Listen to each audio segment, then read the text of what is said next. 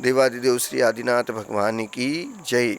संत श्रोमणी आचार्य भगवंत गुरुदेव विद्यासागर माम निराज की जय। ज्येष्ठ मुनिराज श्री ब्रह्म सागर मुनि महाराज की जय। तीन कमनों कोटि महामुनि राजों की जय। पूज्य मुनिवासी निर्मत सागर जी, निसर्ग सागर जी, श्रवण सागर मुनि महाराज की जय। श्री बंधा जी अतिशय क्षेत्र जी की जय। प्यारी प्यारी भव्यात्माओं, आज पुनः हम सब अपने जीवन को अच्छा, बहुत अच्छा बनाने के लिए एकत्रित हुए।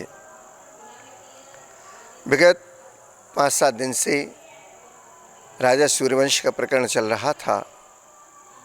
चूँकि सद्ग्रस्त के द्वारा ही मुनिचर्या और श्रावक धर्म दोनों गाड़ी के पहिए के समान चर्या किया करते हैं, जिसमें श्रावक का भी उद्धार होता है और मुनि महाराज का भी श्रावक के द्वारा परिचर्या में सहायक बनकर उसका भी वो पुण्य लाभ अर्जन किया करते हैं।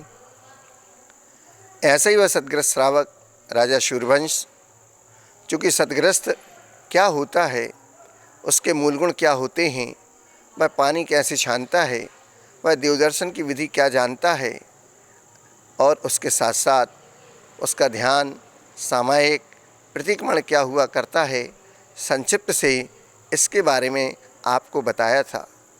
चूँकि सविस्तार ज़्यादा नहीं कर रहे, लेकिन फिर भी इतना अपने लिए जानकारी होना चाहिए कि एक सद्ग्रस्त के क्या क्या मूल गुण हुआ करते हैं और उनका वह कैसे पालन किया करता है।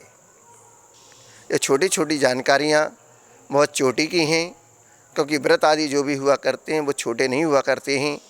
छोटे छोटे व्रत भी एक दिन बहुत बड़े हो जाते हैं और पैरों के घुटनों के बल चलने वाले पैरों पे चलने लग जाते हैं और वह अणुव्रत महाव्रत के रूप में परिणत होकर वह अपने जीवन को और उन्नति के शिखर पर ले जाते हैं। तो ऐसा ही प्रसंग बनाया था राजा सूर्यवंश का और उनकी धर्मपरायण, धर्मनिष्ठा, गुणशील से परिपूर्ण विदुषी ऐसे उनकी सीता महारानी दोनों का जीवन आनंदमय बीत रहा था। वह मथुरा नगरी के राजा थे। क्रम क्रम से आपको इसकी संक्षिप्त जानकारी देते रहे हैं। आज जब वह सामायिक में लीन थे, तब जो उनके दीप स्तंभ थे, उन दीप स्तंभों से एक छोटे से दीपक की लौ हवा के माध्यम से इधर उधर हो रही थी और उसकी कुछ रोशनी सीता महारानी के मुख पर पड़ रही थी। उस रोशनी के कारण सीता महारानी ऐसे दिख रही थी मानो जैसे किसी मंदिर में देवी विराजमान हो।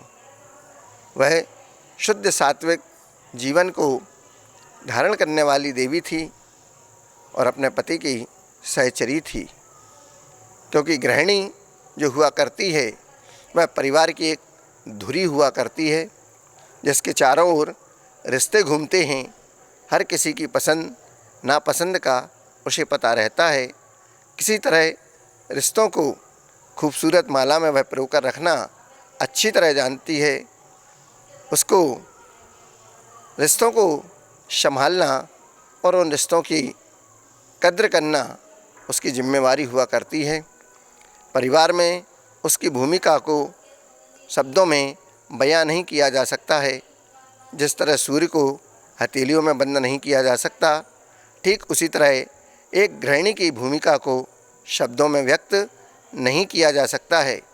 ससुराल और मायके के बीच में अपनी भूमिका को कैसे निभाना है, अपनी छत्र छाया को प्रदान कर रिश्तों को सींचकर कैसे खूबसूरत उस बगिया को बनाना है, उसे यह बखूबी जानती है। इसलिए वह गृहिणी कहलाती है। एक श्लोक आता है, स भार्याया शुचिदक्षः स भार्याया प्रतिव्रतः स भार्याया पतिप्रीतः स भार्या सत्यवादिनी। आदर्श पत्नी वही है जिसका मन, वचन और कर्म तीनों शुद्ध हैं। साथ ही जो शरीर और आत्मा से पवित्र है और जिसका विचार भी अच्छा है, वही आदर्श पत्नी गृहिणी कहलाने लायक है। जो घरेलू कार्यों में निपुण रहा करती है, भोजन बनाने में और घर के कार्य करने में, उनको बनाने छीलने में, भोजन को परोसने में दक्षता, साज सज्जा जिसके अंदर पाई जाए, वही स्फूर्ति आदि से परिपूर्ण हुआ करती है। ऐसी वह कुशल गृहिणी घरेलू कार्यों में निपुण होती है, दक्ष होती है, पति का साथ देने वाली होती है, जो मन वचन काय से पति का साथ दे और इन सब कार्यों में अपना पहला कर्तव्य मानती हुई समय का उपयोग करती है और अपने धर्म ध्यान को भी वह निर्दोष रूप से पालन किया करती है।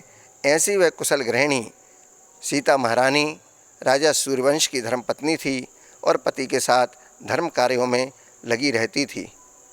क्यों? क्योंकि पत्नी जो पति से तनी तनी रहे, उसका नाम तो होता है पत्नी। लेकिन धर्मपत्नी जो है कि पति को धर्म कार्यों में लगाए और स्वयं भी लग जाए, उसका नाम हुआ करता है धर्मपत्नी। और भारतीय संस्कृति में पत्नी का कोई स्थान नहीं है, धर्मपत्नी का सर्वोपरि स्थान हुआ करता है, क्योंकि वह कार्यों के सत्संस्कार के माध्यम से पति को भी परिवार को भी एक सूत्र में बांध के रखा करती है। ऐसी वह सती महारानी अपने पति का अनुसरण करते हुए, सहचरी बनते हुए पति के साथ वह भी ब्रह्म मुहूर्त में उठकर सामायिक में लीन हो जाती है। क्या हम अपने परिवार में, अपने घर में ऐसा कोई संविधान बना पाए हैं कि सब परिवार के एक साथ लोग उठकर प्रभु का ध्यान करें, कुछ पाठ स्तोत्र करें, नमोकार मंत्र की एक माला फेरें? हम धर्मशाला तो बना चुके अपने घर को, लेकिन घर नहीं बना पाए। घर क्या हुआ करता है महाराज? घर वो हुआ करता है जो ईंट पत्थरों से तो बनता है, लेकिन उसमें रहने वालों मानवता और उसके साथ प्रेम वात्सल्य की जो प्रीति हुआ करती है, उसका नाम घर हुआ करता है। और घर केवल पुरुषों से नहीं हुआ करता, घर को चलाने वाली जो गृहिणी हुआ करती है, जो गृहस्थी का भार अपने कंधों पर उठाती है, उसका नाम होता है घर। जहाँ पर प्रेम, प्रीति, वात्सल्य के साथ चार लोग एक सूत्र में बंधकर रहते हैं, जहाँ सबको प्रेम, सम्मान और आदर दिया जाता है, उसका नाम घर हुआ करता है। जहाँ आने वाले हर अतिथि को अतिथि देवो भव की तरह पूजा जाता है, उनका आदर सत्कार किया जाता है, उसका नाम घर हुआ करता है। आचरण में आदर्श पत्नी, उसका आचरण पतिव्रता हो, कुशल गृहिणी हो, अपने पति से सच्चा प्रेम प्रीति वात्सल्य रखे और अपने पति से कभी गलत व्यवहार ना करे, गलत ना बोले। जिसमें वह गुण नहीं होते, वह एक अच्छी आदर्श पत्नी कहलाने के लायक नहीं हुआ करती है। गृहिणी के मुख्य 3 कार्य ही कहे गए हैं। वो कौन से 3 कार्य हैं? कि पुत्र जने व्यंजन रचे और गावे मंगलाचार। सौभाग्यवती, परम सौभाग्यवती वही स्त्रियां हुआ करती हैं जो पुत्र को जन्म देती हैं, अच्छे अच्छे व्यंजनों को बनाते हैं, भोजन बनाती हैं, पति को, परिवार को, बच्चों को, सबको प्रसन्न रखती हैं और बाद में मंगलाचार, मंगल गीत आदि गाती हैं और सबके मंगल हेतु भावना भाती हैं और साथ में अपना धर्म ध्यान भी करती जाती हैं और लोगों को उसमें लगाती हैं। ऐसे वह संस्कार को देने वाली एक माँ, एक गृहिणी हुआ करती है। गृहिणी गृहम इत्याहु न गृह युक्यते, अर्थात गृहिणी से ही घर हुआ करता है और बिना गृहिणी के घर घर नहीं कहा जा सकता। गृह की यह परिभाषा अपने आप में बहुत ही नितांत महत्वपूर्ण है कि बिना गृहिणी के घर नहीं, और घर वो ही वहाँ जाने का मन नहीं करता, क्योंकि जब तक गृहिणी नहीं होती घर में क्या करेंगे लोग जाके। तो ये पत्नी घर में रहकर क्या किया करती हैं?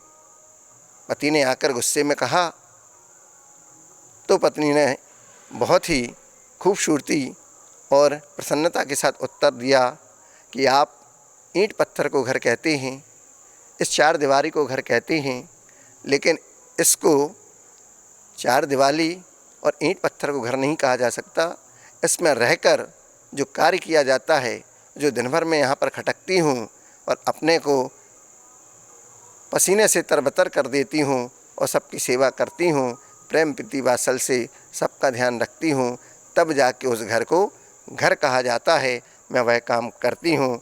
सुनकर पति को भी अपनी गलती का एहसास हुआ कि हाँ, मैं बाहर खटकता हूँ और ये घर में खटकती हैं। दोनों मिलकर खून पसीना एक करके गृहस्थी की गाड़ी को अच्छे से चलाते हैं। गृहस्थ जीवन की नौका रूपी पतवार है, वह अपने बुद्धि बल, कौशल से, चारित्र बल से, अपने त्याग बल से जीवन की इस नौका को वक्त के थप्पड़ों से, उनके भंवरों से बचाते हुए किनारे तक का पहुंचाने का जो सफल प्रयास करती है, उसका नाम गृहिणी हुआ करती है। गृहस्थ को सुख शांति, आनंद और उसके साथ में उसके उत्थान हेतु इसके सबल कंधों पर जो भार है, वह एक गृहिणी चाहे तो घर को स्वर्ग भी बना दे और नरक रूप भी प्रदान कर सकती है। क्यों? क्योंकि सत्संस्कार और संस्कार जहाँ होंगे, वो घर तो स्वर्ग के समान ही होगा। लेकिन जहाँ पर प्रतिदिन उठते ही और रात के सोने तक दिन भर आपकी चकचक होती रहे, लड़ाई झगड़े होते रहें, तेज़ आवाज़ में एक दूसरे को जवाब देते रहें, कर्कश स्वर हो, वहाँ पर रहने का मन नहीं हो, भाग जाने का हो, इस प्रकार का वह घर घर नहीं हुआ करता। वो तो एकदम नारकीय जीवन, नरक जैसी ज़िंदगी हुआ करती है। लेकिन जिस घर में सुबह शाम धर्म ध्यान होता है, प्रभु की आराधना होती है, सम्मान होता है, एक दूसरे के प्रति प्रेम वात्सल प्रीति हुआ करती है, वह वास्तव में घर हुआ करता है। और घर नहीं, वह तो घर एक मंदिर हुआ करता है। गृह लक्ष्मी और काली भी वही एक औरत, महिला हुआ करती है। भारतीय गृहिणी स्वरूप जब वह आती है तो गृह लक्ष्मी अन्नपूर्णा कहलाती है, कुलवधू कहलाती है। और वही कुलवधू अगर ठान ले तो घर को स्वर्ग और नरक भी बनाती है। तो वह सीता, द्रौपदी, अंजना आदि बन जाती हैं, और नहीं तो काली बनकर भी घर का विध्वंस कर देती हैं। जिस प्रकार गाड़ियाँ रहती हैं, उस गाड़ी में आधारभूत पहिए हुआ करते हैं, उसी प्रकार से गृहस्थ जीवन रूपी गाड़ी के भी दो पहिए हुआ करते हैं, पति और पत्नी। इस गाड़ी में दो पहिए जो हैं सुचारू रूप से चलाने के लिए उसमें दोनों को स्वस्थ और स्निग्ध होना चाहिए। यदि दोनों में से किसी एक पहिए में भी सूखापन या दरार आ गई तो निश्चय वह पहिया चूँ चूँ करने लगेगा, ठीक नहीं चलेगा, और वह गाड़ी कटु ध्वनि, कर्कश वचन के द्वारा धीरे धीरे बढ़ती जाएगी और उसी मार्ग पर चलने वाले दूसरे यात्रियों को भी अच्छी नहीं लगेगी। वो भी समझेंगे कि गृहस्थ जीवन में इस धीरे धीरे बढ़ती जाएगी, और फिर दूसरे यात्री जो उसी मार्ग पर चल रहे हैं उनको भी वह अच्छा नहीं लगेगा। तब फिर वह कैसे आपको माफ़ कर पाएंगे। स्वयं चलना, भार वहन करना तो बहुत दूभर हो जाएगा। कौन जानता है कि वह पहिया गाड़ी में से निकलकर किस समय सड़क पर कहाँ से आ जाएगा, कहाँ गिर जाएगा, और गाड़ी वहीं पर जाम हो जाएगी, रुक जाएगी। जीवन का आदर्शमय, जो समृद्धिमय बनाने का पूर्ण श्रेय एक आदर्श गृहिणी को ही जाता है।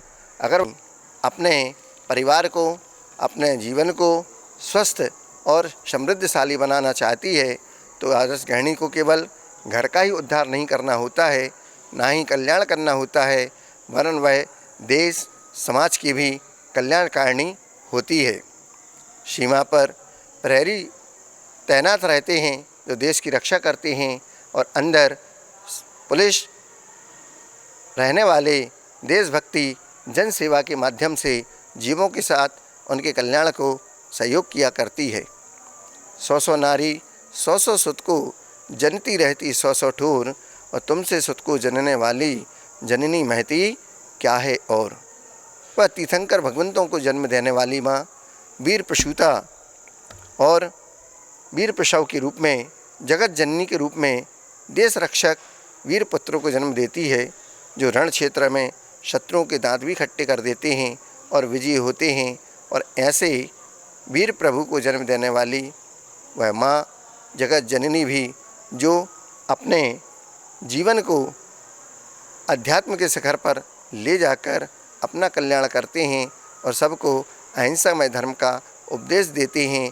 वो भी भगवान बने और आप भी भगवान बने, इस प्रकार का उपदेश देकर ऐसे तीर्थंकर भगवंतों को भी जन्म देने वाली वह जगत जननी माता भक्त माता के रूप में ही ऐसे ही पुत्रों को जन्म देती है, जो ज्ञानमयी संतान उस अगोचर और अगम्य प्रभु का साक्षात्कार करते हुए भवसागर में डूब रहे असंख्य प्राणियों को अपने ज्ञान और वैराग्य की भक्ति के उद्देश्यों से उनका उद्धार कर देते हैं।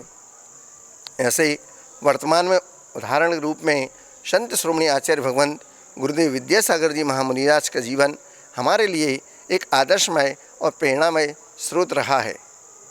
कहते हैं, श्री गुरुवर आचार्य श्री जी शमकित मम परिवार के और सबको पार लगाने आए, जो डूबे मझधार में। उन्होंने अपने जीवन से अपने पूरे परिवार को, सारे भाइयों को और बहनों को, यहाँ तक कि माता पिता को भी इतना अच्छा प्रेरणा स्रोत बन गए कि आज पूरा परिवार इस मोक्ष मार्ग पर आरूढ़ हो गया। माता पिता मुनिराज बने, आरिका माता बने और उन्होंने समाधि संलेखना पूर्वक अपने जीवन का उद्धार किया, अनंत की यात्रा पे निकल गए। बहनें, चारों भाई आज मुनिराज हो गए और आचार्य भगवंत तो संत श्रोमणी, जगत के श्रोमणी, ऐसे इस मुनि धर्म को पालने वाले सर्वोच्च शिखर के आसन पर आसीन हो गए। ऐसे 28 मूल गुण के धारी, 36 मूल गुण के धारी आचार्य परमेष्टि भगवंत, जो नमोकार महामंत्र के बीच में विराजमान हैं, जिनको सिद्धों से भी जिनके संबंध हैं, और नीचे नमो लोये सव्य साहुणम साधु परमेष्टि से भी उनका संबंध है।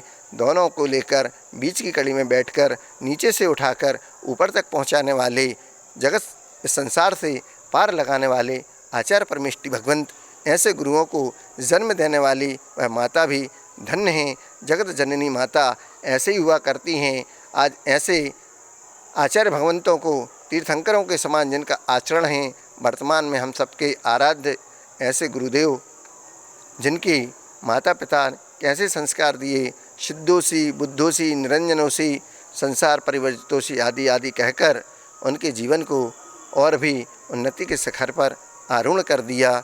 और बचपन में ही माता जी ने उनको सहनशीलता आदि का जो गुण सिखाया था, वो आज भी गुरुदेव समता के साथ, सहनशीलता के साथ, निष्पय वृत्ति के साथ और उसके साथ में कर्तव्य बुद्धि के साथ में कि मैंने कुछ नहीं किया, उससे परे हैं। और आचार्य भगवंत गुरुदेव दादा गुरु ज्ञान सागर जी महाराज की कृपा से ही सब कुछ हो रहा है। ये श्रेय उनको दे देते हैं। ना वो भोक्ता होते हैं कि सब मेरे हैं, मुझे भोगना चाहिए, ना वो भोक्ता हैं, ना कर्तव्य बुद्धि से वो अपना कार्य अपने ऊपर लेते हैं। सब कर्तव्य के रूप में किया करते हैं, ना किसी को आदेश देते हैं, आज्ञा भी नहीं दिया करते हैं, क्योंकि आदेश का पालन करना और आज्ञा देना बहुत दुर्लभ हुआ करता है। एक तो गुरु किसी को आज्ञा नहीं देते, और आज्ञा मिल जाए तो हमारा सौभाग्य है कि हम उस आज्ञा पर खरे उतरने का पूर्ण प्रयास करें। ऐसी मंगल भाव के साथ वो माताएं, ऐसी माता गर्भ में ही अपने पुत्रों को सत्संस्कार दे दिया करती हैं। चक्रव्यूह में प्रवेश करने की कला भी सीख गया था वह अभिमन्यु, लेकिन माता के सो जाने पर उससे वापस निकलने का रास्ता नहीं सीख पाया, इसलिए वह मरण को प्राप्त हुआ। लेकिन चक्रव्यूह में प्रवेश करके उसने दिखा दिया कि ऐसे भी पुत्र हुआ करते हैं जो माँ के गर्भ से ही इस प्रकार का संस्कार लेकर आते हैं। और शिक्षित गृहिणी भी, एक शिक्षिका माँ जो होती है 1000 शिक्षकों को तैयार करती है, और उनसे श्रेष्ठ बढ़कर वो माँ हुआ करती है जो 1000 शिक्षकों पर भारी हुआ करती है। वो चाहे तो बच्चे को सूर्य के समान ज्ञान देकर उसको उसका जीवन सूर्य के समान चमका सकती है। सत्संस्कार के द्वारा, अपने आदर्शों के द्वारा महापुरुष भी उनको बना देती है। ऐसे महात्मा गांधी, सुभाष चंद्र बोस, विवेकानंद जी आदि, और साथ में शिवाजी महाराज, ऐसे अनेकों उदाहरण हैं जिनकी माँओं ने ऐसे बच्चों को गर्भ से ही संस्कार देकर और बड़ा किया। और उसके साथ में आज उनके किए हुए कार्यों से हम सब उपकृत हो जाते हैं। जितना उन्होंने देश और समाज के लिए किया उतना और किसी नहीं कर सकता। उत्थान और भावी समृद्धि के लिए एक गृहिणी जितना उपकार कर सकती है उतना कोई दूसरा व्यक्ति नहीं कर सकता है। गृह कार्य में दक्षता आदर्श गृहिणी के लिए नितांत आवश्यक है। आज वर्तमान में इस सब चीज़ों का अभाव देखा जा रहा है। न बच्चियों को संस्कार की आवश्यकता पड़ रही है और न ही उनको गृह कार्यों की आवश्यकता पड़ती है।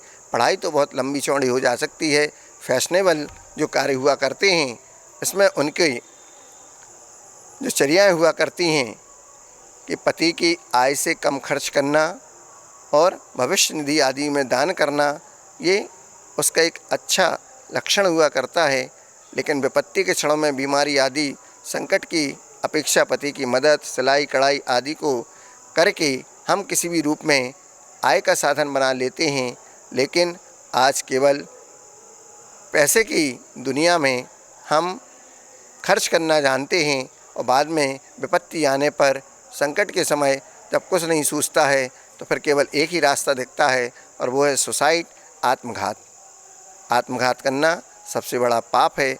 इससे बचने का एक ही उपाय है कि हम आय से कम खर्च करें और कुछ विपत्ति के समय के लिए दान के लिए भी सीमित आय जो है उसमें बचा कर रखें।